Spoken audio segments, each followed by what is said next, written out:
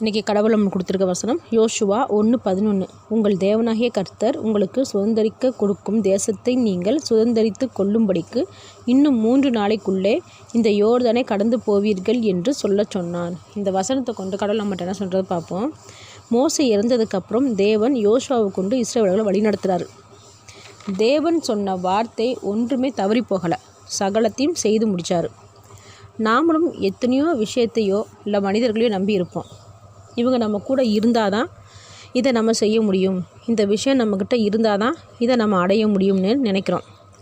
இப்போ நம்ம நினச்சது எல்லாம் கை நழுவி போயிடுச்சு, இவங்க நம்மளை விட்டு போயிட்டாங்க, இதை நம்ம இழந்து போயிட்டோம், அதனால் நம்ம எதிர்பார்த்தது எதுவுமே நமக்கு கிடைக்க போகிறது இல்லையேன்னு பயப்படுறோம்.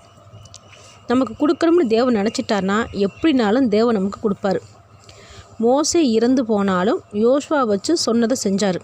அப்போது நாம் எதிர்பார்த்தவங்க நம்ம கூட இல்லைனாலும் சரி, எதிர்பார்த்த வேலை சொத்துக்கள் எதுவும் நம்ம கையில் இல்லைனாலும் சரி, தேவன் நமக்கு கொடுத்த வாக்குத்தத்தத்தை சரியான நேரத்தில் நமக்கு நிறைவேற்றுவார். வாக்குத்தத்தம் நமக்கு பண்ணலைனாலும் சரி, யாரையும் எதையும் எதிர்பார்க்காம நம்மளோட ஜெபம் தேவனை மட்டுமே நம்பி இருந்தாலும் நிச்சயமாக கடவுள் நம்ம எதிர்பார்க்காத காரியங்களையோ இல்லை மனிதர்களையோ கொண்டு நிறைவேற்றுவார். அதனால் நம்மளோட நம்பிக்கை நம்மளை சுற்றி இருக்கிற விஷயங்கள் மேலேயோ மனிதர்கள் மேலேயோ இல்லாமல் தேவன் மேலே மட்டுமே இருக்கணும். ஆமேன்.